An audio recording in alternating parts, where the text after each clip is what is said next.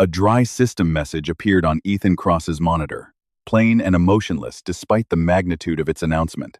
He had unlocked a hidden ending reward, and the hidden class, known as the Abyss-Seer Arcanist. Ethan stared at it for several seconds, before a disbelieving laugh escaped him. So this time, it unlocked a character. After more than 1,000 hours spent fighting broken quests, disappearing saves, and impossible bosses, he had finally reached somewhere no other player had reached.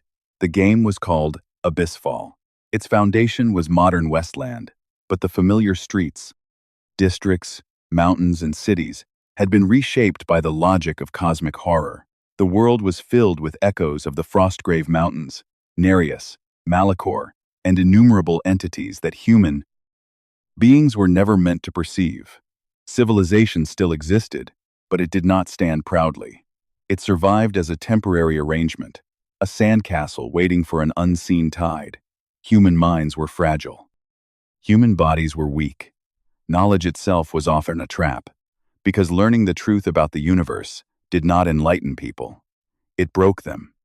Ethan had endured all of it. He had not endured it quietly. Over the years, he had tested, complained, documented, and exploited every part of the game he could reach.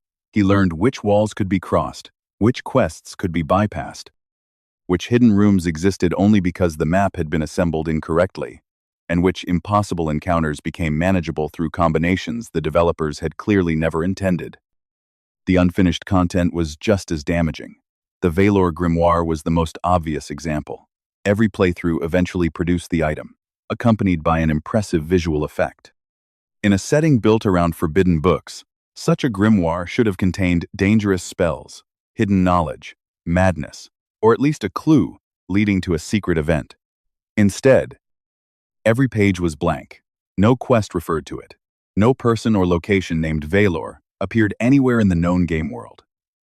Most players had left long before reaching that level of frustration. Ethan remained. He told himself that the unique setting justified the trouble. He told himself that every bug might hide a secret. Eventually, he became so accustomed to broken mechanics that he could no longer react to them normally. When something strange happened, his first thought was not that the game had failed. His first thought was that he had discovered a hidden piece. That habit had allowed him to exploit several absurd glitches. Some of them made the game easier. Others opened routes the developers had probably never tested. At times, he wondered whether adapting so completely to such a terrible game had been a mistake. The thought never lasted long. There was always another ending, another build, another hidden reward, or another mystery to chase. His previous character had been a martial artist capable of transforming into a beast. That build had possessed overwhelming physical ability. With buffs active, the character could endure gunfire, lift boulders, and force a path through problems that other characters needed strategy or magic to solve. It had been a satisfying, straightforward run: strength, speed, and fists. This time, Ethan wanted the opposite: a mage, and not an ordinary one. Hidden classes usually came with strange advantages, dangerous penalties, or mechanics unavailable anywhere else.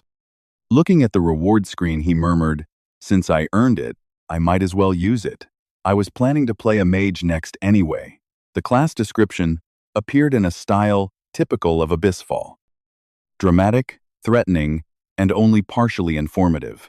The Abyss-Seer Arcanist was described as a mad sorcerer who studied depths forbidden to humanity. The abyss was not merely a place. It was a living monster. The mage could wield spells wicked enough to destroy his own sanity, but his soul, saturated with madness and chaos, would become a perfect feast for the beings waiting below. Madness of the abyss worked in the opposite direction. Encounters with monsters, reading forbidden books, using dangerous magic, and witnessing mythical entities would not reduce the character's sanity in the ordinary way. Fear and hallucination resistance rose to the highest level. Yet this protection did not apply to the madness created by shattered mind. The description summarized the contradiction with the game's usual cruelty. The character's mind would never break because it was already broken. There were many other traits: abyssal, mana, madman's luck, mana predator, spell mastery, spell enhancement, deadly poison, and more. Ethan skimmed them at first. The most important ability on the screen was Supreme Stat Adjustment. The tooltip stated that, during character creation, attributes could be adjusted without limitation. Without limitation? Ethan read the line twice, hardly believing the game had handed him something so exploitable. Ordinary characters with stat adjustment could move points from one attribute to another, but the system enforced limits.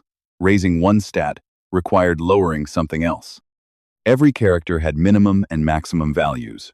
A warrior might sacrifice intelligence to raise strength, but attributes could not normally fall below 8 or rise above 20. The initial spread was typical for a fragile mage: strength 8, health 10, agility 11, intelligence 18, willpower 14, and charisma 16. There were no unspent points. Intelligence 18 already qualified as genius, while the remaining values suggested a character designed to avoid direct combat. Strength dropped to 5. Health dropped to 5. Agility dropped to 7. He temporarily lowered intelligence to 16 while calculating the distribution. Willpower and charisma remained untouched. 14 points became available. Intelligence governed magic. It influenced spell power, understanding, control, and the ability to manipulate systems that ordinary characters could barely perceive. 18 was genius. 20 was transcendent. His previous martial artist had possessed 20 strength and could perform feats far beyond normal humanity. Ethan corrected agility to 8 and poured everything else into intelligence. He should have been satisfied. 29 was already beyond anything he had achieved with an ordinary character, yet the number bothered him. It felt incomplete. 1 point short of a perfect boundary. The difference between 29 and 30 might not matter mechanically, but to Ethan, it mattered aesthetically. He had created an extreme build. Leaving it at 29 felt like stopping one step before the summit. Agility 8 was also deliberate. With planned items and buffs, it could eventually reach a safe level. Lowering it further might cause the character to die before obtaining those resources. Willpower remained necessary for resisting effects that bypassed madness of the abyss. Health was already dangerously low. Then Ethan noticed the label beside strength 5, weak. A mage did not need strength, he told himself, although even he knew that was the kind of sentence people regretted later. Still, the number 29 offended his sense of completion, so he clicked the minus button once more. Strength fell to 4, its label changing from weak to sickly, while intelligence rose to 30. The build was absurdly unbalanced, but that was the concept. Ethan wanted a mage defined by extreme power and extreme weakness. If that meant sacrificing the body, so be it. Next came the trait selection. The hidden class already possessed more traits than ordinary characters, but the system allowed further customization. Every penalty selected created room for another advantage.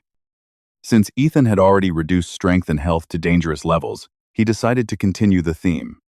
He added reduced vitality, weakened strength, weakened health, weakened close combat, increased damage taken, vulnerability to disease, inability to use heavy weapons, increased chance of injury, and vulnerability to poison. He hesitated over reduced stamina and halved healing. Both could become fatal in a difficult game. Then he selected them anyway.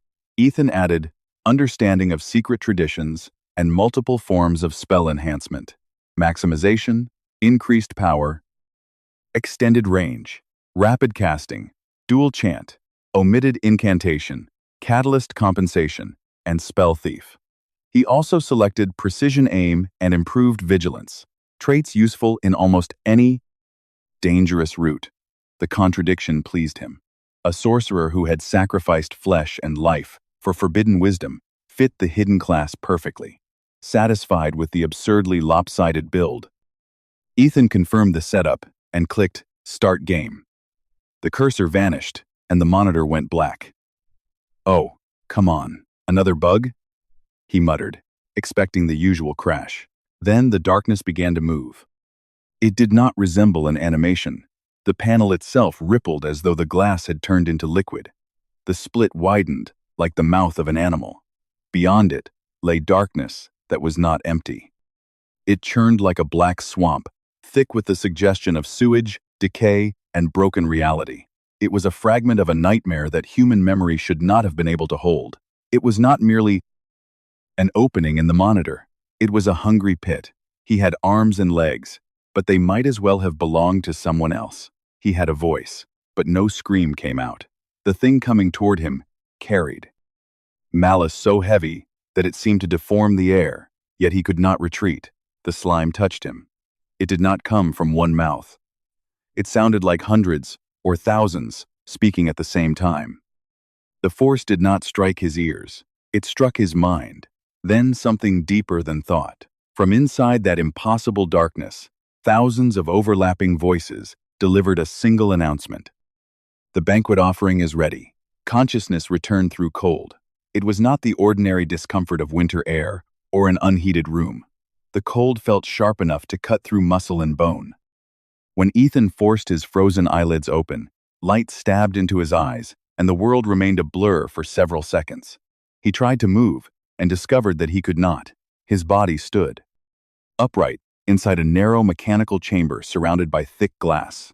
Leather restraints held his wrists and ankles, and a plain white restraint suit had been fastened around his fragile body.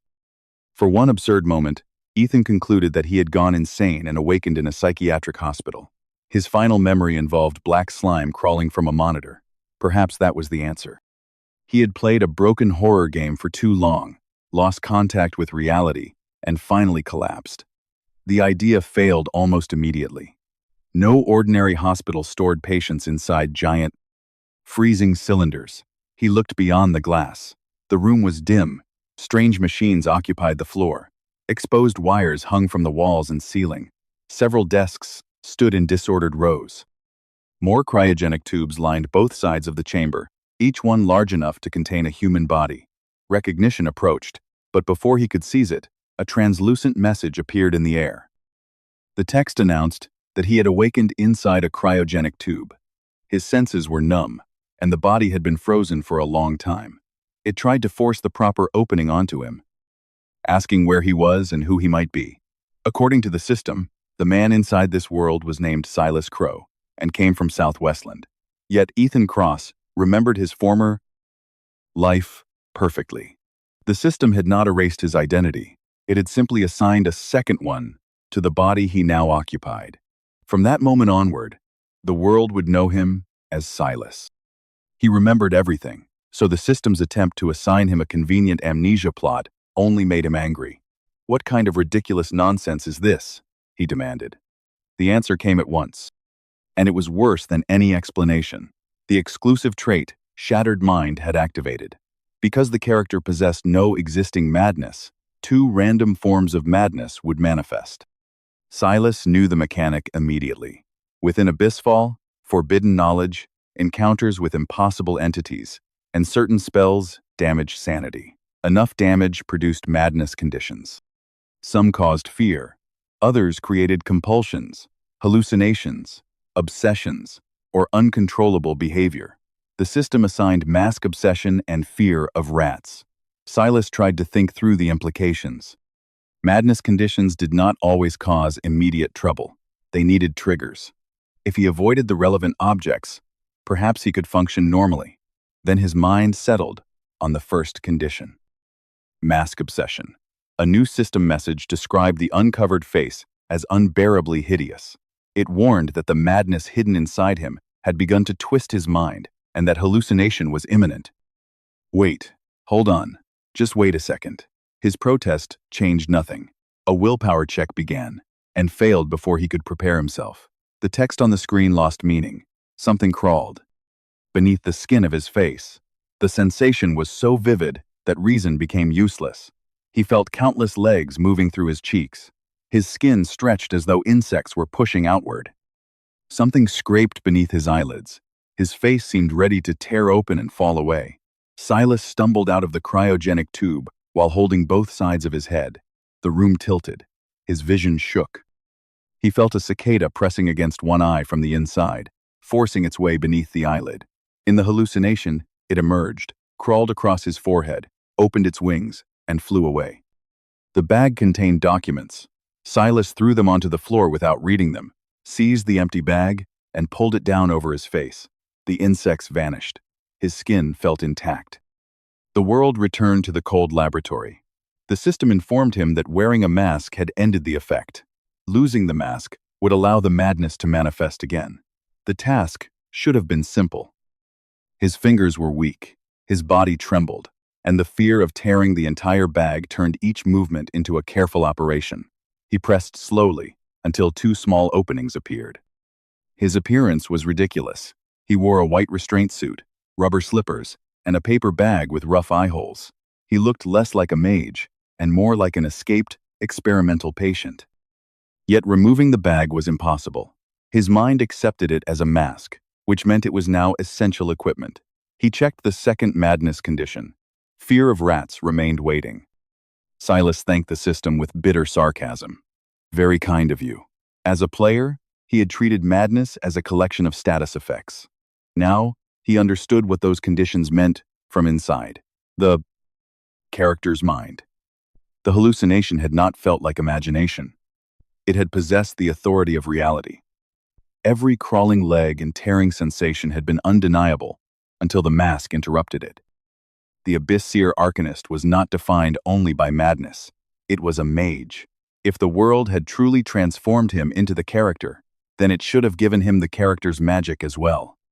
Silas raised one hand. He needed fire. He focused on that desire and called the simplest spell he could remember: ignition. Mana moved before the word had fully left his mouth. The sensation was more natural than he expected.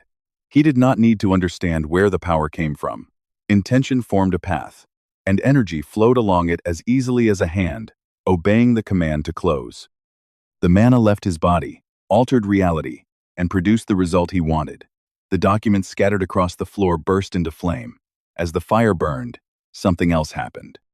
Silas's eyes and mind began analyzing the spell.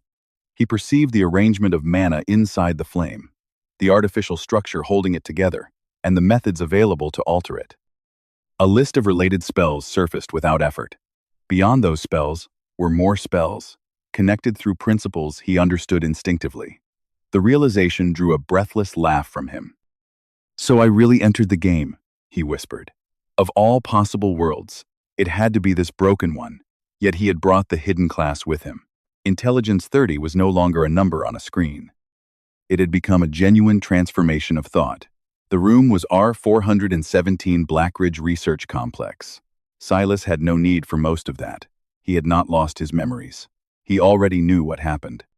The documents containing early clues and perhaps the necessary access card were probably burning at his feet. R417 was only a tutorial area, but the game's difficulty made even tutorials lethal. A poorly designed character could die before reaching the surface.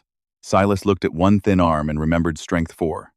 He had chosen those penalties while believing that, if the experiment failed, he could simply delete the character and begin again. There was no delete button now. Metal creaked. Something wet dragged itself across the floor. Then came groans. Not one or two, but many. Shapes emerged from the darkness. Corpses filled the wide passage, pressing against one another until the crowd resembled a military formation assembled from the dead. Most wore ruined laboratory coats. They had once been researchers, people who believed forbidden science could be controlled. Now they moved as decayed bodies, unable to live or die. The system announced that banquet offering had activated. On a monitor, they had been low-level enemies. In reality, they possessed weight, smell, and presence. Decay filled the air. Their movements were uneven, but relentless. White sparks crackled near his temples as madness of the abyss erased the supernatural fear before it could settle into his mind. The emotional pressure vanished so completely that Silas almost laughed. He finally understood the strange calm he had felt since waking. His mind could be damaged by the madness assigned through shattered mind, but ordinary monsters, forbidden magic, and supernatural terror would not break him. Silas focused on the dying fire and saw red points of mana scattered throughout the room. His intelligence completed the calculations faster than conscious thought. "Stay back, you rotten corpses." he warned, then cast flame manipulation and reinforced it with maximization. Flame rose like a living wall and rushed into the corridor. Flame manipulation was only a Tier 0 utility spell, intended to change the direction or shape of an existing fire. Under Silas's control, supported by impossible mana and powerful traits, it became an inferno. Their cries echoed through the Institute. The fire spread from wall to wall. Silas felt mana pouring out of him with the force of water released through a broken dam, yet the core inside him did not seem to shrink. It was not a small reserve. Curiosity overcame caution. He fed more mana into the spell. The inferno strengthened until a beginner technique approached the output of high 3rd tier or low 4th tier magic. A roar answered from behind the burning bodies. The hulking revenant filled much of the passage. Its muscles had swollen into distorted masses, and its body no longer followed human proportions. It was the Institute's mid-boss, an enemy that should have appeared on another floor. Unlike the ordinary zombies, the giant possessed enough intelligence to recognize the fire as dangerous. It seized smaller corpses and threw them through the flames. One burning body flew towards Silas. He did not yet possess 1st-tier defensive spells. Barrier and Distortion Field remained locked. He cast Invisible Hand instead. He imagined catching the corpse, but his mana obeyed too strongly and crushed it in midair. A brief wave of disgust passed through him, followed by the more disturbing realization that the sight barely affected him. There was no time to examine that change. More monsters would come if he delayed. He altered the spell, seized the crushed mass, and launched it back through the corridor. The projectile struck the hulking revenant with the force of artillery. Silence returned, but it was temporary. Distant vibrations passed through the facility.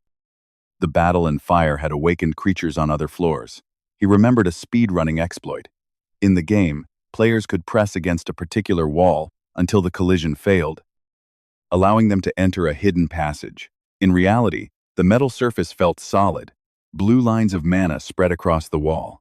The spell transmitted the structure directly into his mind. Reinforcement, mechanisms, internal space, and finally, a concealed switch. There was a real concealed door, not a meaningless collision error. He activated the mechanism with mana and slipped into the passage before the next wave of undead arrived. The discovery was more unsettling than a simple bug. In the game, the route had looked accidental. Here, someone had deliberately built it. The world had either transformed bugs into intentional structures, or the game had been a flawed representation of something that already existed. The secret corridor descended in a slow spiral, far longer than any practical passage should have been. Its floor sloped unevenly, and the darkness seemed to absorb the weak light leaking in from the open door behind Silas. Once that door closed, the blackness became complete. Moonlight vision activated. Mana adjusted his eyes and perception, allowing him to see through the darkness in pale, colorless detail. The spell was Tier 0, simple enough to be considered a beginner's tool. Yet the experience of using it confirmed again that magic was now woven into his instincts. He did not need to remember. Commands from a list. When a problem appeared, the appropriate structure rose naturally in his mind. Walking remained the greater challenge. The corridor continued downward without mercy. After only a short distance, Silas stopped and leaned against the wall. His legs trembled. His lower back ached as though he had carried weight for hours. Reduced stamina, weakened strength. Health 5 and Strength 4 combined into a body barely capable of ordinary movement. In his previous life, he had been physically unimpressive. He spent long hours in front of a computer and worked remotely. Even that untrained body had been far stronger than this one. Zombies howled through the walls as he moved. They sensed him, but could not reach the hidden route. In the game, Silas might have taunted them, used a dance command, or deliberately created noise for amusement. In reality, wasting energy on mockery felt absurd. As the corridor turned deeper into the earth, his thoughts returned to the impossible question waiting behind everything that had happened. Why had he been brought here? Was this truly the world of Abyssfall, or a constructed imitation? Designed from his memories? Had the game always been connected to another reality? If such a being existed, creating another reality, or pulling one human being across dimensions, would be effortless. Silas knew the hidden name, and the instant he allowed the word Azael to form clearly in his mind, his vision inverted. The corridor twisted. Messages appeared, but the letters collapsed into unreadable blocks. Something itched beneath his skull. Pain pressed behind both eyes. He felt movement inside the folds of his brain, as though a creature had entered and begun feeding. His hand rose toward his face. White sparks erupted around his temples, and madness of the abyss tore apart the hallucination before he could claw at his own face. Now, he understood why. People used titles instead of true names. Those elaborate descriptions were not only religious language, the names themselves carried power. Thinking too clearly about the wrong entity could create direct contact. The reaction proved that the being was real, and Silas refused to let the name form again. The freight elevator to the surface stood somewhere beyond the containers. Every normal exit from R417 had been sealed. Defeating the monster stationed in the warehouse would activate the elevator and open the final route outside. Something large was chewing. He moved between the containers, following the sound, and saw the boss. The system announced that the plague-back colossus had triggered fear of rats. Silas froze. Its jaws closed. Bone broke. The sight was horrible even without madness, but Silas's terror came from recognition. No matter how mutated, no matter how huge, the monster still resembled the animal he feared. The system activated the phobia and attempted a willpower check. Those eyes were worse than the teeth. Silas reached for the handgun, recovered from the desk in the cryogenic room. The weapon felt clumsy in his weak hands. He aimed badly and fired. The recoil snapped his arm backward. The bullet missed. The gun had accomplished nothing except announcing the beginning of battle. The plague-back colossus seized a shipping container. Even in the game, the opening attack had looked dramatic. In reality, the container resembled an entire building torn from the ground. It weighed close to 30 tons. Strangely, the flying mass did not trigger Silas's phobia. Once his attention shifted away from the rat itself, his mind became clear.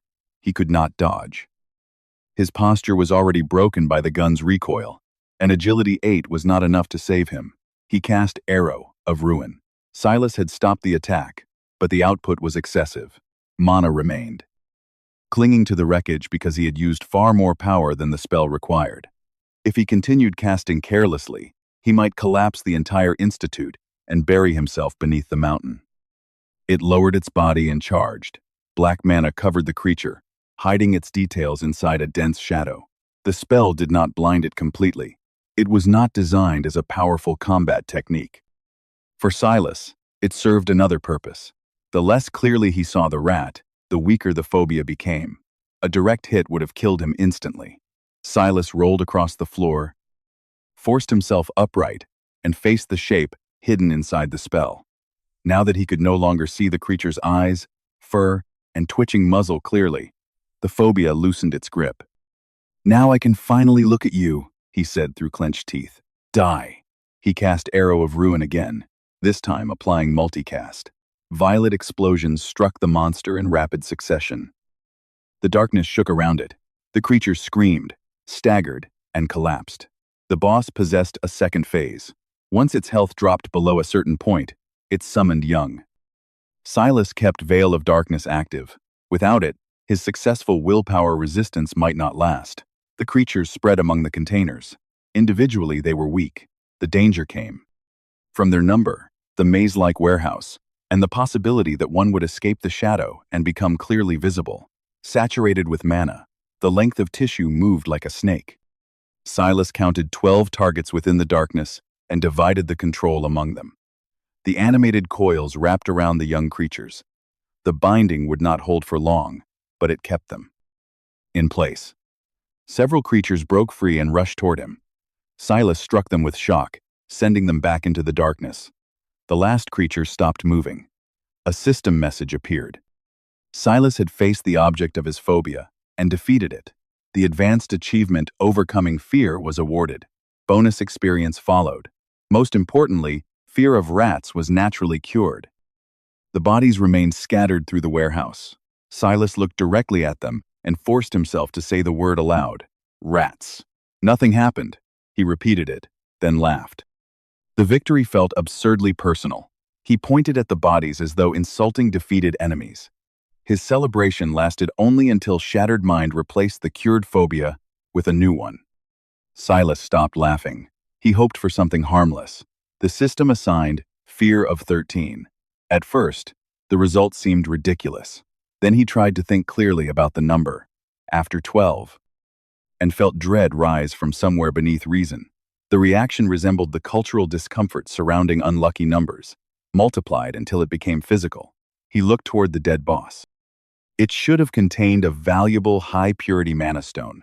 Then, he noticed the arrangement of the bodies, 1 mother and 12 young. He refused to complete the total in his head. The boss's high-purity mana stone might have solved his money problems immediately, but the newborn fear made remaining near that collection of bodies unbearable. Abandoning the loot, he hurried into the freight elevator, whose doors opened with a harsh metallic sound. Long dead bodies had decomposed inside, leaving little open floor. He pushed one aside with his foot and apologized automatically. Centipedes crawled from the skull through dark slime. He looked exactly like an escaped lunatic. The lock opened. The system awarded Lock Expert the trait Precise Hands and additional experience. The sky was dark, though dawn seemed close. Trees and rocks concealed the entrance behind him. He stood halfway up Black Ridge Mountain in Ravenport. The view filled the horizon. Streets, towers, signs, and countless windows formed a vast jewel box beneath the deep blue sky. Silas had seen the panorama hundreds of times as Abyssfall's opening image. On the monitor, it had been a promise of an enormous open world. In reality, it was overwhelming. This was Ravenport after the shattering. The country changed. Cities expanded. Adventurers, cultists, mercenaries, researchers, fortune seekers, and madmen gathered wherever danger promised wealth. Ravenport became a living machine that consumed people and produced gold, mana, crime, and miracles. A system message appeared in the sky. It acknowledged that Silas knew the Institute, remembered his past, and had ignored the intended investigation. It recorded his defeat of zombies, mutant creatures, his discovery of secret spaces and items, and his escape by his own power. Experience flooded in. His level rose repeatedly until it reached 5. The message ended by reminding him that he had no identification, no stable place to live, and no obvious path forward. Chaos waited below. Death in this world could mean something worse than the end of life. His first suspect was Malachor, the many-faced entity known for taking personal interest in humanity. Unlike distant gods that treated people as irrelevant insects, Malachor understood something. Resembling games, his sense of amusement was cruel enough to make victims beg for death. Silas looked up at the empty sky and accused the most likely culprit. "You did this, didn't you, Malachor?" A single message appeared in reply, "No," and vanished with suspicious speed. The reaction strengthened his suspicion. For a moment, Silas considered abandoning Ravenport merely to interfere with whatever plan might be unfolding. Practicality won. He needed resources, and Ravenport was the city he knew best. He placed the newly earned stat point into strength, raising it from 4 to 5. The result was still poor, but for his exhausted body, even that single point mattered. By the time Silas reached central Ravenport, hunger had become more than discomfort. His stomach cramped. His limbs felt hollow. The descent from Black Ridge Mountain had pushed a body with strength 5 and health 5 close to collapse. The single point invested in strength helped less than he hoped. Each step remained an argument between intention and muscle. He began to suspect that health would have been the better choice, but the decision could not be reversed. One useful mansion stood nearby. Its owner was a serial killer. Removing him would grant access to the murderer's cleaver and perhaps unlock Butcher's sense. The cleaver could disrupt spells and inflict weakening effects, making it useful even for a mage. Ravenport contained districts where criminals targeted weak travelers. In the game, walking through the wrong streets triggered groups of thugs demanding money. Silas decided to reverse the relationship. He would find people who intended to rob him, defeat them, and take what they carried. As he entered the entertainment district, an illegal exchanger called after the masked gentleman, claiming to smell mana, and offering an excellent rate for mana stones. The sales pitch reminded Silas of the high-purity stone left inside the rat boss. He could have sold it and solved his immediate problems. Fear of 13 had driven him away before he could collect it. Returning to R417 in his current condition was impossible. He promised himself that he would go back after gaining several levels. Silas knew the arena. A nearby bar concealed the entrance to the basement. Players could gamble or participate as fighters. The system was profitable for strong physical characters and suicidal for someone with his penalties. In Ravenport, that was strange, but not extraordinary. The city attracted too many supernatural beings, modified humans, cultists, and adventurers for one masked stranger to cause immediate panic. More importantly, people understood that provoking an unknown ability user could be fatal. The place did not appear on official maps. Unplanned construction had left dead spaces between buildings.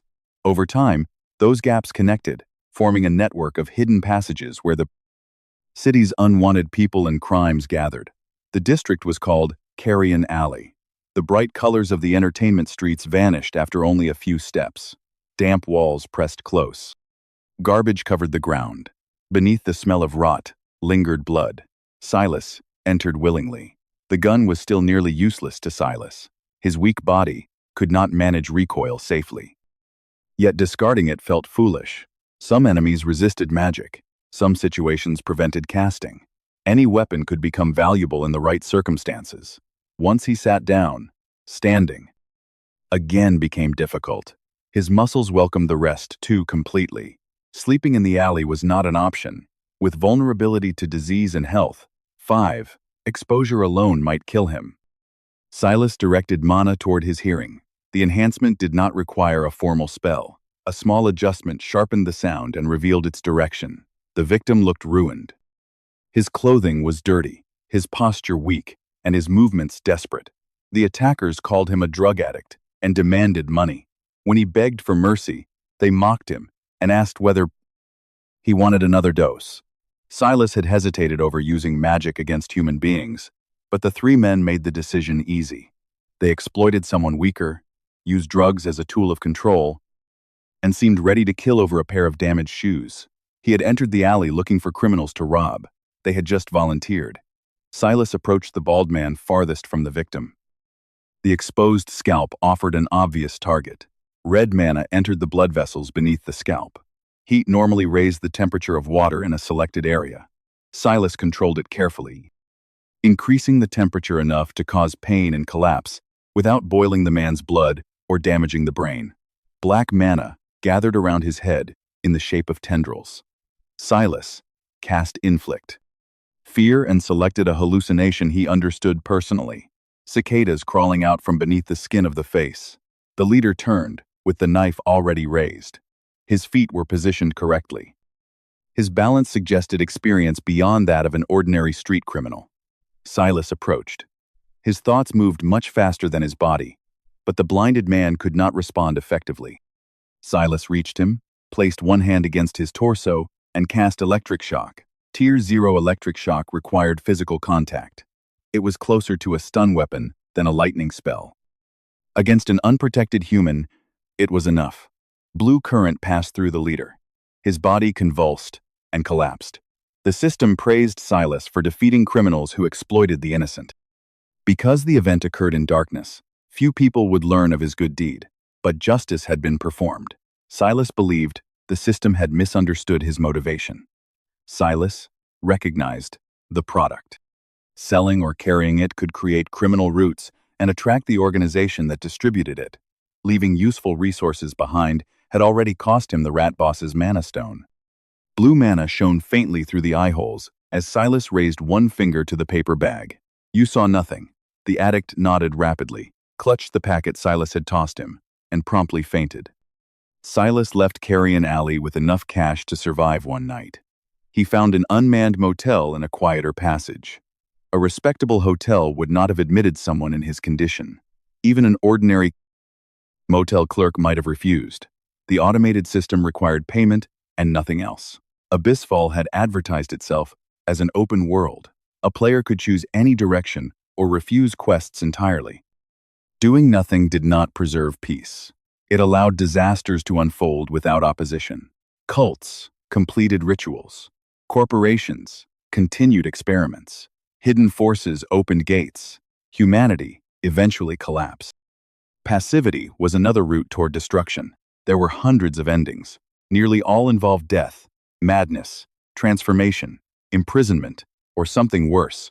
The method was unknown. Perhaps a mythical artifact could cross dimensions. Perhaps an advanced extraterrestrial species possessed the necessary technology. Perhaps he would need to negotiate with an abyssal entity. Every possibility was far beyond a level 5 mage. Survival had to come first. He needed power, money, identification, equipment, and contacts. He needed to strengthen the body he had deliberately ruined. Only after building a foundation could he search for the truth behind his arrival. Exhaustion finally silenced his thoughts. Beneath colors no human language could describe stood a green giant of impossible scale. Empty eyes contained darkness deeper than the sky. The being looked down at Silas from a distance that felt both immeasurable and intimate. White sparks shattered the dream. Madness of the abyss activated and nullified the effect. Silas recognized the event as the Nightmare of Nalos, a rare occurrence in which the sleeping thalassar touched random minds. Ordinary characters could lose large amounts of sanity from witnessing it. He had escaped the nightmare, but not the world.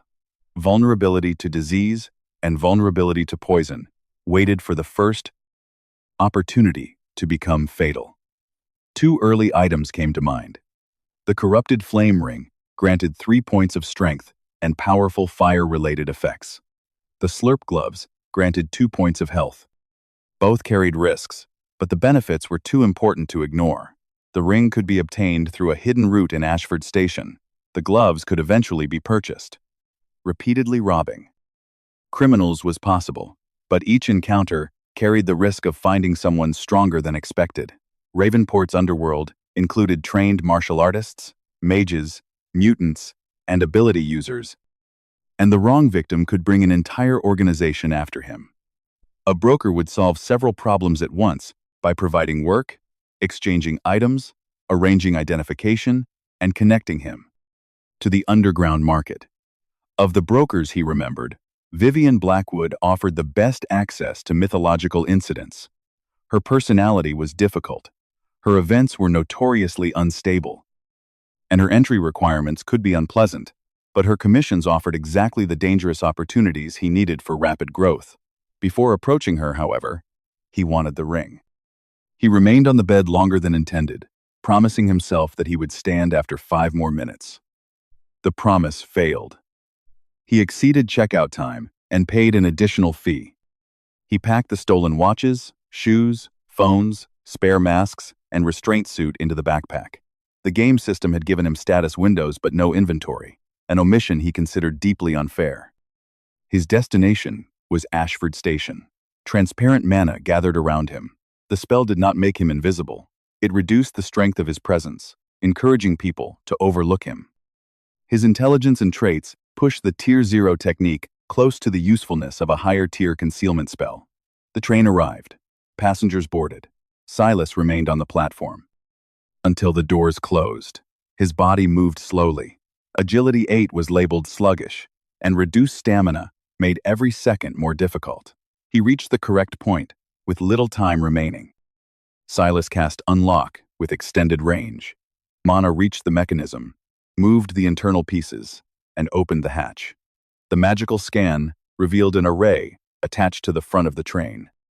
It produced a strong repulsion field. The game's collision bug was actually the accidental use of that field. A player jumping at the exact instant would be thrown toward the ceiling. Intelligence 30 calculated the required angle and timing. His body could not perform the movement naturally. Electric shock stimulated selected muscles. Arrow of Ruin struck the floor and created upward force. Invisible Hand corrected his trajectory. The maneuver required absurd precision and dense magical calculation. Using mythical intelligence to reproduce a bugged jump felt like an insult to the concept of wisdom. Later in the game, the cultists would perform a ritual here and cause a catastrophic fire at Ashford Station. Silas had arrived before the event. The sanctuary was empty. Viewing its symbol could damage sanity. Madness of the Abyss exempted Silas from the check. Behind the altar, he found the hidden chest. The essence of fire was a crystal of concentrated elemental power, useful as a catalyst or crafting material. The vox of the Ember Drake could automatically create a defensive flame barrier around its owner. The corrupted flame ring was the true objective. Its effects were exceptional. It increased the power of all fire magic by 50%, granted 3 points of strength, and transmitted knowledge of flame spells. It also carried a curse. Wearing it forced a sanity check, with failure potentially causing pyromania or activating the fallen flame's influence. Warmth spread through his body. Muscle and balance improved instantly. Strength rose from 5 to 8, reaching the level of an ordinary but untrained adult. The ring's curse moved toward his mind. Madness of the Abyss nullified it. Silas flexed his hands and prepared to leave. Then the system produced a broken achievement message. Noise and warning windows filled his vision. Mana throughout the sanctuary surged. The space before the altar tore open like a damaged image. Colors fragmented. Geometry changed. Something appeared inside the distortion. For several seconds, the system could not name the thing. Its label broke into corrupted symbols before finally stabilizing. A shapeless horror had arrived. The creature was a mass of constantly changing slime. Limbs formed and vanished. Reptilian claws emerged beside tentacles. Hooves, mouths, fins, and structures without recognizable biological purpose rose from the surface and dissolved again. Ordinary people could lose sanity simply by watching it. Madness of the Abyss protected Silas. Silas did not know why the system had failed, or which abyssal entity had sent the creature. The immediate solution was obvious. "I don't know what is happening," he told it, "but I'll burn you first." Then, he cast Flame Eruption. The spell was second tier, a level of magic he should not yet have been able to touch. The corrupted flame ring ignored that restriction. Fire burst across the sanctuary in a broad, violent wave. Benches blackened. The altar glowed red. The shapeless horror twisted beneath the heat. The difference between Tier 0 and Tier 2 was not gradual. It was a change in category. Silas had already forced beginner spells to produce effects approaching higher tiers by pouring extraordinary mana into them. A true second-tier spell, strengthened by the same mana and traits, became far more dangerous. The ring stored 3 spells: Flame Eruption, Fireball, and Burning Spear. The last 2 were third tier. The shapeless horror expanded. The flames burned away many of the appendages. The core body remained protected by a thick slime layer. Resistant to fire and magic, Silas cast Invisible Hand on himself, throwing his body away from the impact. The monster struck the floor with enough force to crack the sanctuary's foundation. He rolled across the concrete. His improved strength reduced the damage of the movement, but Health 5 still made every collision dangerous. The shapeless horror attacked the ground again. If the floor collapsed, hundreds or thousands of ordinary people could be trapped in the disaster. Silas shouted at the creature to stop, knowing the command was meaningless. The slime protected the outside. He needed to attack from within. He cast Burning Spear. A lance of condensed flame formed in the air. Unlike ordinary fire, it possessed penetrating force. Silas applied multicast. The shapeless horror responded with a mental attack. It generated organs and limbs at impossible speed. A human leg produced a frog's foot. A bird's wing grew from that. Tentacles, ape arms, goat hooves, plant stems, antlers, insect legs, fish fins, and structures from creatures Silas could not identify, spread across the mass. Every eye turned toward him. But Madness of the Abyss erased the mental assault before it could take hold. "Enough," Silas said, feeding unstable mana into the burning spears embedded throughout its body.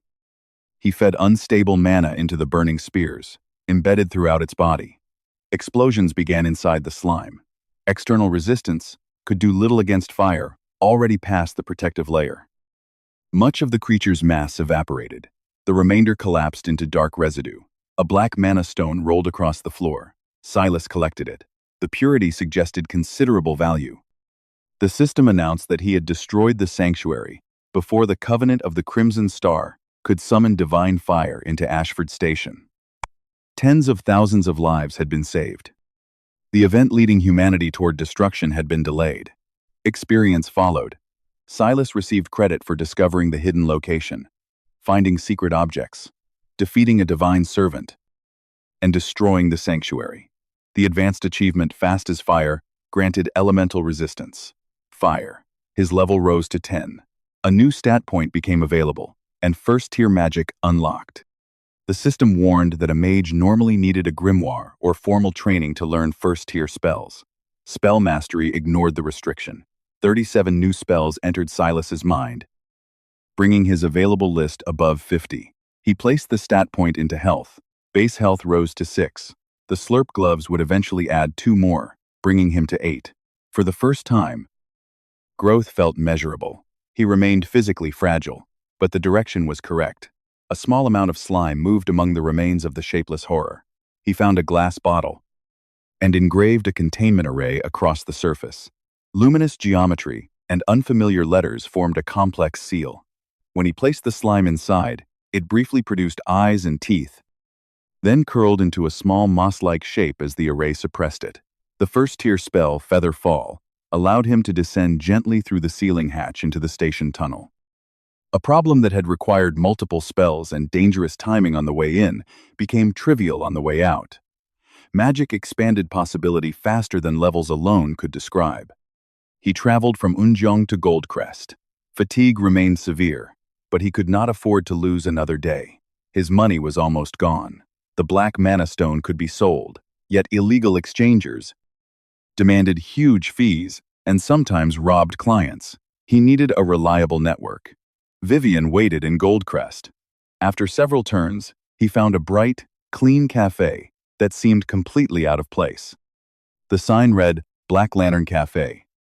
The cafe served drinks, but it also functioned as a center for underground information, contracts, exchange, and connections. Mana inside the building surpassed everything Silas had sensed in the surrounding streets. A huge man near the entrance ate a parfait and joked that another lunatic had arrived. The woman beside him agreed that Vivian would probably like the newcomer, but Silas ignored them and approached the counter. The employee behind it wore a white shirt and black apron over a powerful human body, yet an old cathode ray monitor rested where his head should have been. A large green pixel eye blinked across the screen. His name was Vox, short for Object Head. Silas waited until the counter cleared. "I came to see Vivian," he said. An exclamation mark appeared on Vox's screen, and the synthetic voice directed him toward a corner hidden behind large plants. Long red hair framed a pale face. She wore a loose, elaborately decorated dress resembling the clothing of a medieval witch. A broad, pointed hat rested nearby. The outfit was not a costume. Vivian was an original witch, a being whose magical tradition was older and stranger than the modern mage system Silas knew.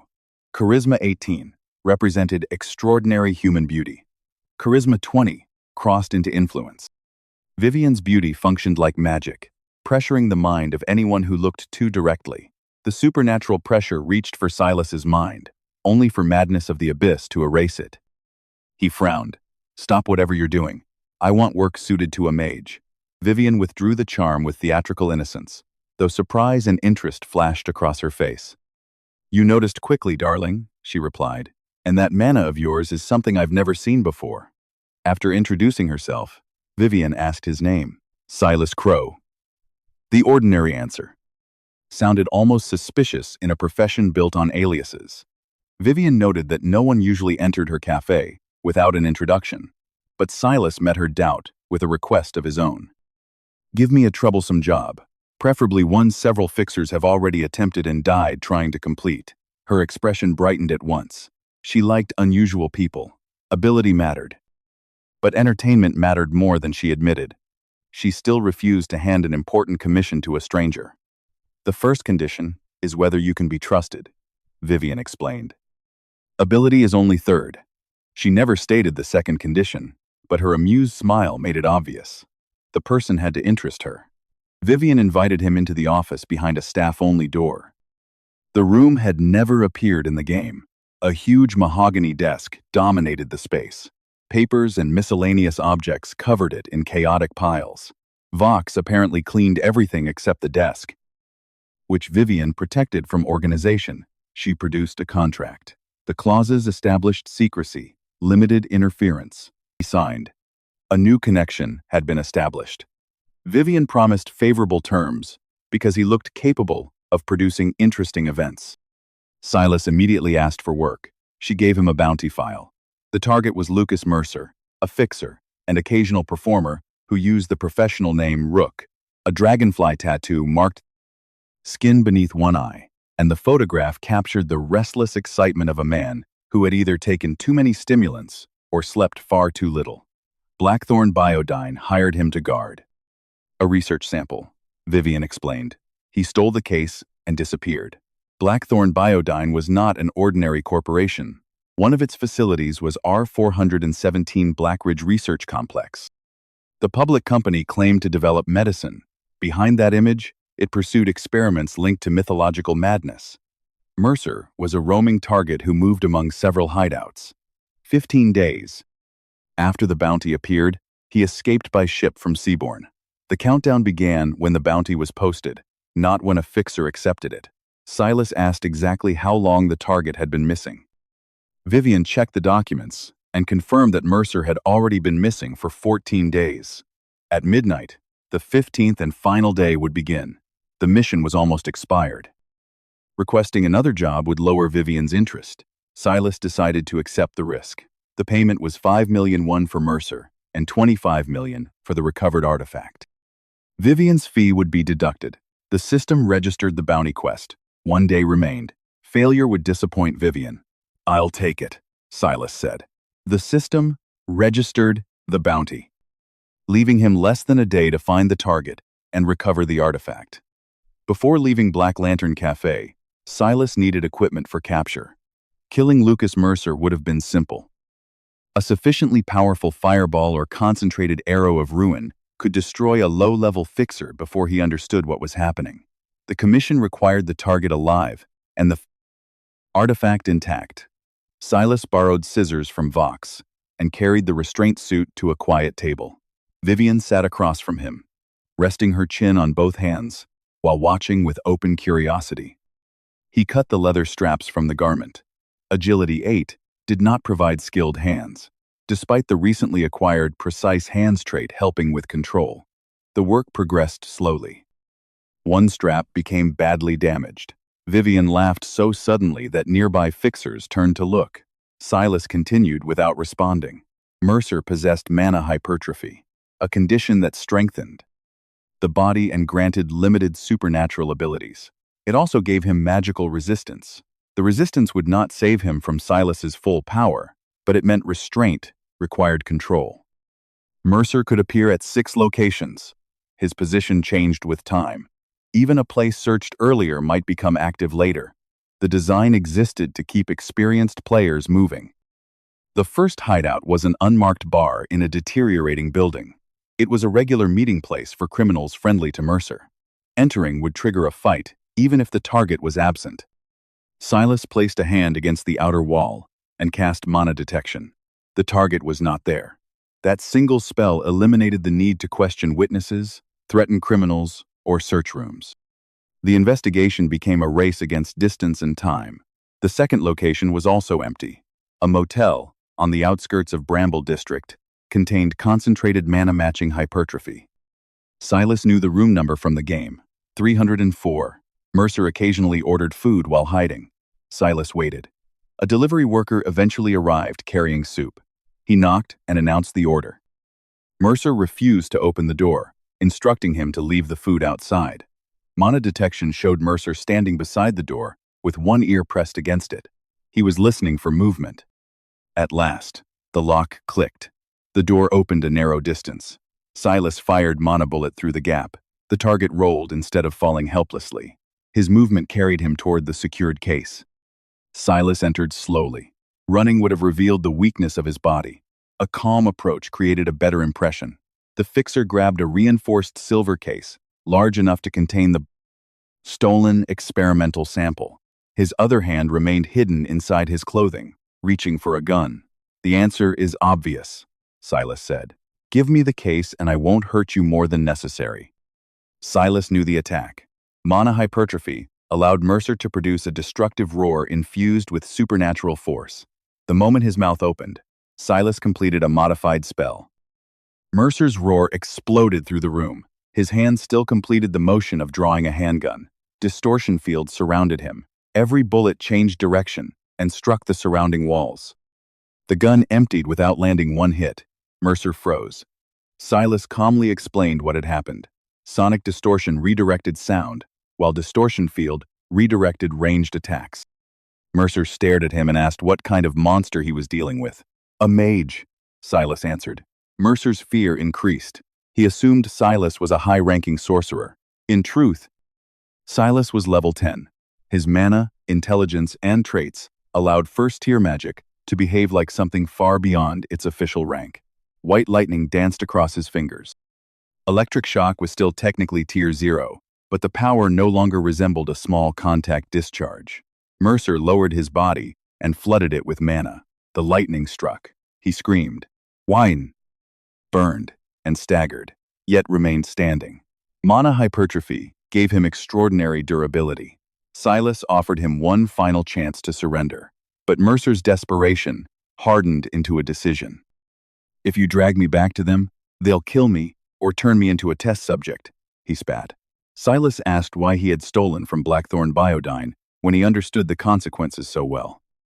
Mercer answered by raising the secured case. "Then we die together." He threw it against the floor. A pale mass spilled out. It was roughly the size of 2 fists, white as milk, flexible, like living flesh, and fluid without behaving like ordinary liquid. Silas's intelligence identified it. Ichor of Mother Briar. It fused before he could tear it away. The body expanded. Clothing split. Legs bent backward and ended in hooves. Brown fur spread across muscle. Arms lengthened until the hands hung near the knees. The jaw pushed forward into an animal muzzle. Pupils stretched horizontally. Curved horns grew from the skull. The transformation carried mythological pressure. An ordinary mind would have been wounded simply by witnessing it. Madness of the Abyss activated. The mythological pressure would have damaged an ordinary mind, but Silas's exclusive trait swept it away, leaving him unnaturally calm. The creature before him was a mutant, a human changed by the blessing of an abyssal being. The power granted strength and survival, but it did so by replacing humanity with something else. The mutant charged. Its hooves shattered the motel floor. Silas cast Protective Array with maximization and multicast. 3 barriers overlapped. The first broke instantly. The other 2 bent under the impact. A fireball detonated at close range. Elemental resistance. Fire protected Silas from the heat. The blast threw Mercer backward, but the mutant's scorched fur concealed little serious damage. Mercer seized the motel bed and threw it. Silas answered with Mana Bullet and multicast. 30 projectiles appeared around him. Magic circles formed over both palms to stabilize the calculations. The barrage destroyed the bed in midair and continued into the mutant. Water erupted from multiple points and struck with crushing pressure. Mercer's arms were forced aside. One horn broke. Furniture shattered. The current drove the mutant into the outer wall. The building was weaker than Silas realized. The wall collapsed. The shattering had made supernatural abilities familiar. But ordinary human minds remained vulnerable to direct contact with mythological corruption. A public battle would create rumors. That was not entirely harmful. Fame attracted better contracts, higher pay. It also made information easier to obtain. If he intended to search for a way home, he would eventually need people to notice him. Purple and blue spell lines appeared across his hooded sweatshirt like neon graffiti. One increased jumping force. The other compensated for poor agility and posture. Silas launched himself to the roof of the opposite building. For several minutes, he pursued the mutant above Ravenport. The mutant looked up. Some fragment of the man remained aware enough to recognize it. Silas cast Lightning Strike. Natural Force answered the spell. A violent flash split the sky. The bolt descended with a roar and struck Mercer. The street blackened. When Mercer tore a parked car from the roadside and hurled it upward, Silas could only wonder why every large enemy insisted on throwing oversized objects at him. A fireball met the vehicle in midair and turned it into a burning wreck. Mercer opened his mouth for another roar. Sonic distortion formed directly before the muzzle and swallowed the sound. The flaming vehicle struck the mutant and pinned it. Silas prepared a final fireball with maximization. The sphere expanded until it resembled a small sun. Compressed fire produced a low vibration across the alley. The explosion melted asphalt. The vehicle flattened and flew aside. Mercer's transformed body remained on the ground, blackened and barely moving. Vivian had asked for Lucas Mercer and the experimental sample. Returning a dying goat-like mutant and an empty broken case gave Blackthorn Biodyne an excuse to refuse payment.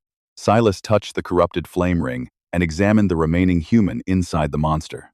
The transformation had exceeded the rules of the game. Perhaps the solution could exceed them as well. Heat rolled through the alley. Asphalt had softened under the final explosion. Elemental resistance. Fire protected his body, but the plastic mask required a separate layer of mana. The earlier blast inside the motel had already warped it slightly. The thought of the mask breaking frightened him more than the ruined street. The restraints wrapped around the mutant and locked the body in place. What Silas intended had no existing spell. He wanted to use the power of the ever-burning star to drive out the blessing of Mother Briar. Both powers belonged to beings far beyond humanity. Both could destroy him if handled carelessly. The theory required combining magic that had never been designed to work together.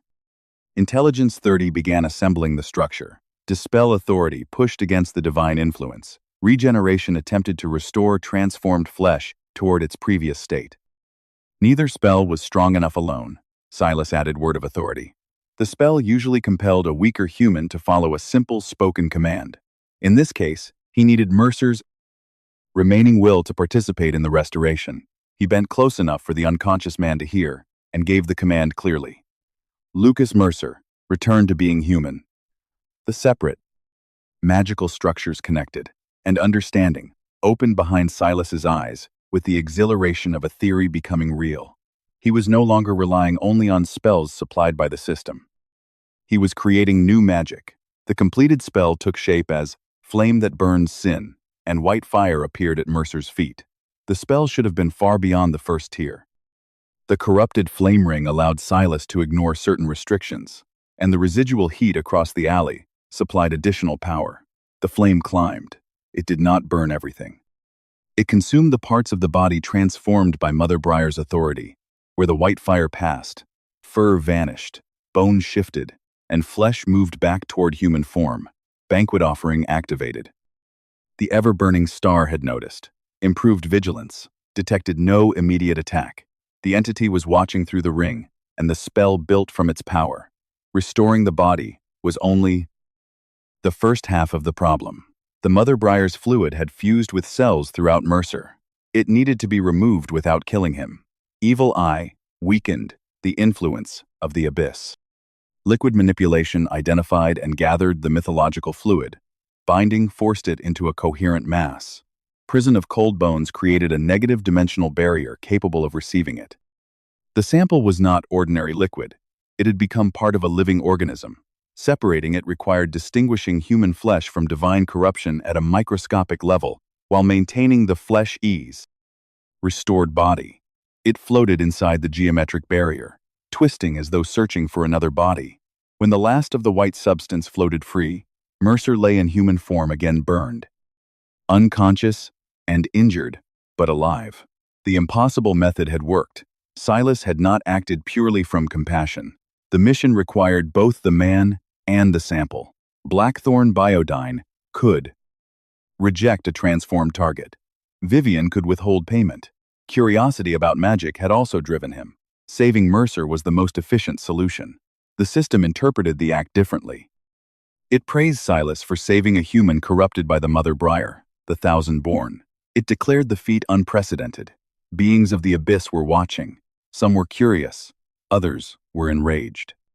The message portrayed Silas as someone who ignored them and continued performing good deeds. Silas rejected the description. He had completed a bounty and tested a theory.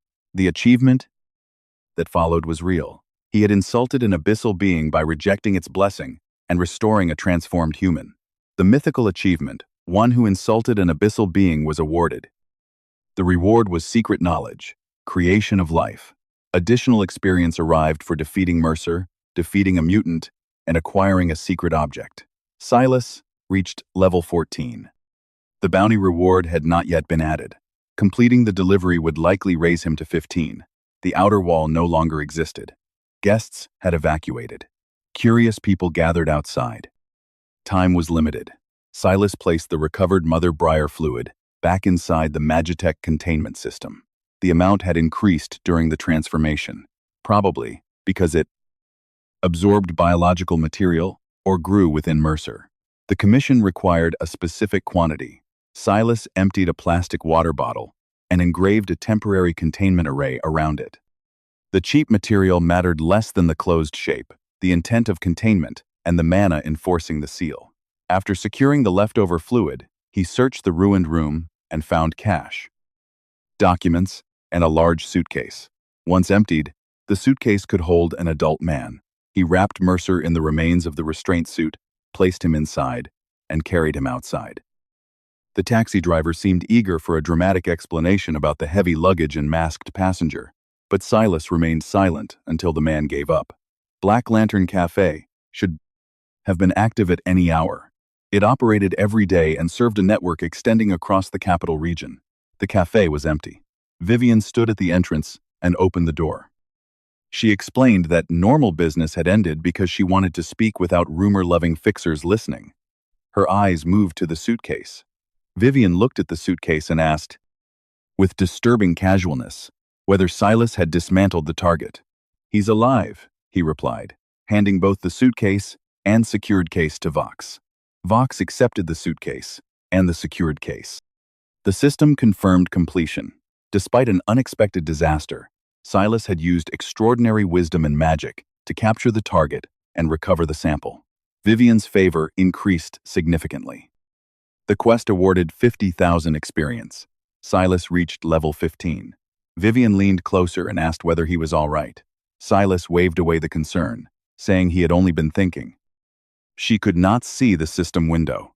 No one he had met could, which continued to suggest that the interface belonged to whatever force had brought him into this world. Recognition would increase the quality of future work.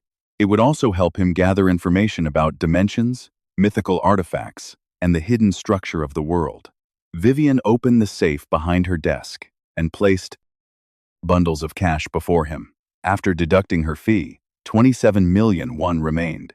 She offered to convert the reward into goods, services, laundered funds, or any other useful form of value. A safe house remained beyond his budget, so motels would continue to serve as temporary shelter. Silas asked Vivian to use part of the reward to create identification and a bank account under his real name, then took 5 million won in cash. As he stood to leave, she promised to have the documents ready within a month. "Don't stay away too long," Vivian added. "I might miss you."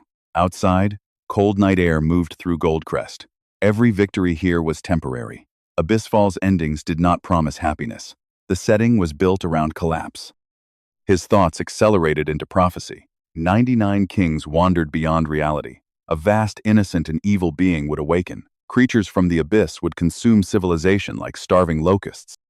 Human achievements would disappear beneath hunger, malice, out of the madness. The certainty repeated until it filled his mind. White sparks broke the effect. Madness of the abyss nullified the hallucination. Silas's head ached. He had allowed memory to approach the true forms of entities that should never be considered directly. He had already opposed Mother Briar and attracted the ever-burning star. The farther he progressed, the more likely he was to meet such beings. Escape remained the final objective. For now, he needed sleep. During his second night in Abyssfall, Silas dreamed again. He recognized the dream state, but could not wake. There was no rain this time, no drowned city, and no green giant beneath an alien moon. He fell through a void without light, sound, smell, touch, or any ordinary sense. Humanity must become firewood. People must serve as beacons, sparks, and offerings. They must burn again and again until nothing remained. White sparks shattered the sermon before it could root itself in his mind. The ever-burning star had reached him through the corrupted flame ring. By borrowing its power to create flame that burns sin, he had invited attention. The ring had become a direct channel into his dreams. He decided to remove it before sleeping in the future. Without madness of the abyss, the nightmare might have converted him into a fanatic or destroyed his mind. There was no guarantee that the trait would protect him forever. Multiple entities had already noticed him. Their influence might combine or find a path around his defense. The only reliable solution was to become stronger and leave the world. When Silas woke the next morning and sat up, the movement came more easily than before. Strength 8 and health 6. Were still poor, but the improvement mattered. He reached toward his face and touched the warped white mask. Mask obsession remained. Through cautious experimentation, he had learned that removing the mask did not trigger hallucination instantly. Covering his face with a towel or hand extended the safe period. Eating and washing were possible, if he kept another covering close.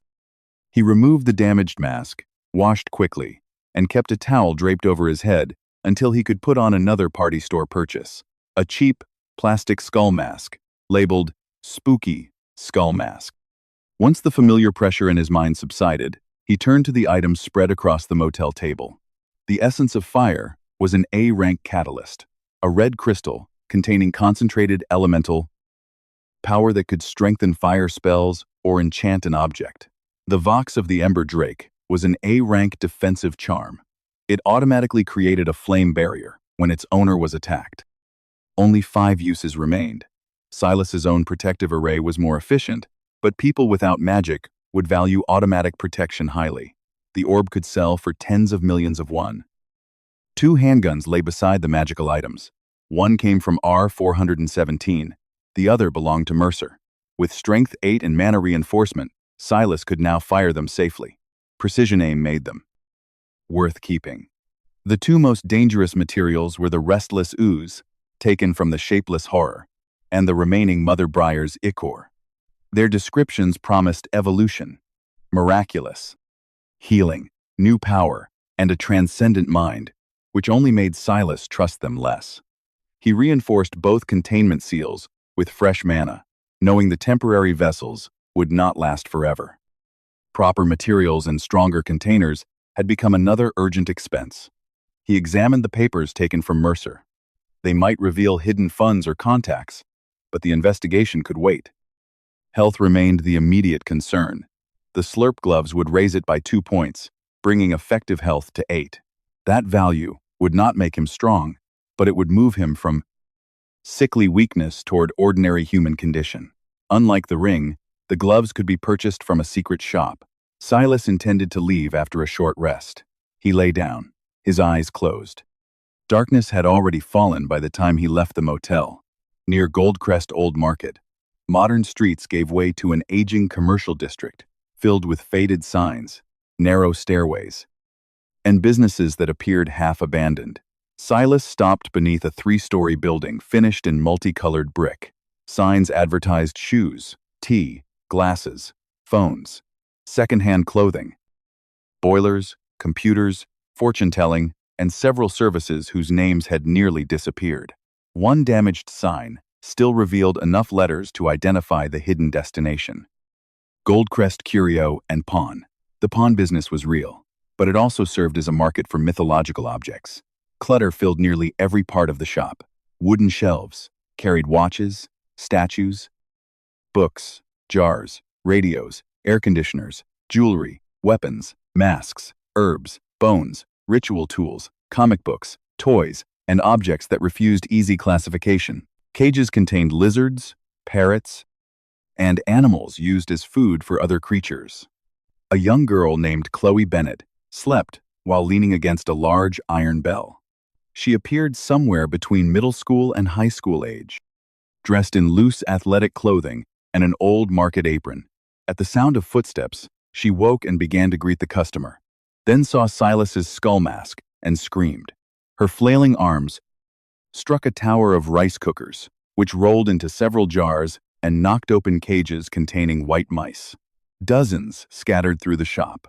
A short elderly man rushed from the inner room, stepped on a rolling rice cooker, and fell hard enough to tilt another shelf. More objects collapsed until the pawn shop looked as though it had survived an explosion.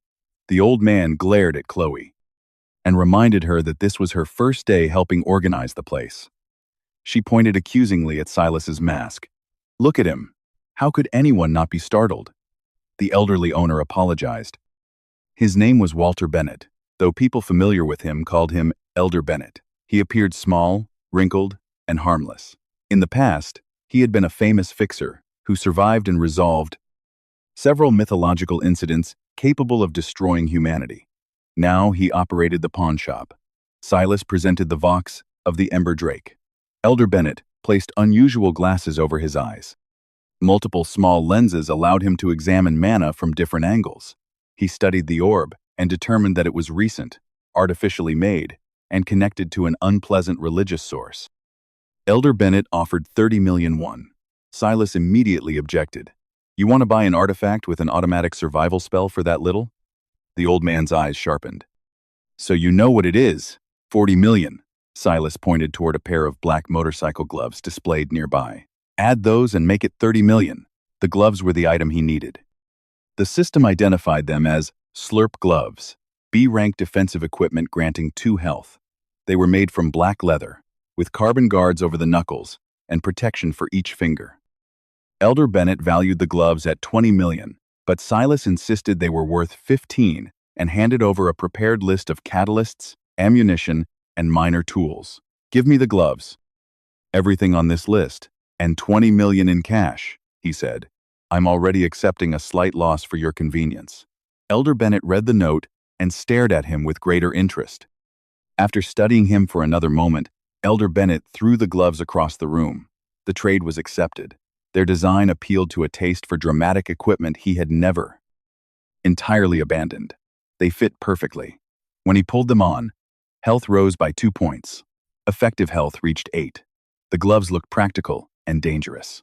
One mystery remained. Why were they called Slurp gloves? Nothing about them involved food, noodles, or the sound implied by the name. Silas knew nearly every secret in Abyssfall, but if the game had never explained an object, even 1,000 hours of play could not reveal the answer. Standing in the ruined pawn shop, surrounded by escaped mice, fallen rice cookers, mythological artifacts, a legendary retired fixer, and a girl still blaming his mask, Silas accepted that the world remained larger than his knowledge.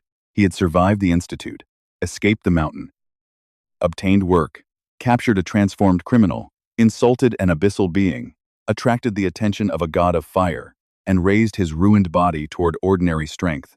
None of those victories explained why he had been summoned, but they gave him the tools to continue. He now possessed first-tier magic, mythical intelligence, an ocean of mana, 2 powerful pieces of equipment, rare catalysts, underground contacts, growing fame, and the beginnings of a legal identity. The cost remained visible in the skull mask, covering his face, and the madness waiting beneath it. Somewhere beyond Ravenport, cults prepared rituals. Corporations continued forbidden experiments. Beings from the abyss watched through dreams, artifacts, and system messages. Every route Silas remembered eventually ended in disaster. Returning home would require more than survival. Silas would have to reach beyond every ending he remembered and force Abyssfall to produce a conclusion the game had never offered. For the moment, however, he tightened the slurp gloves around his hands and waited for Elder Bennett to return with the rest of the trade. He did not yet know what his next step would be. At least now, for the first time since awakening inside the cryogenic tube, he had enough strength to take it without collapsing.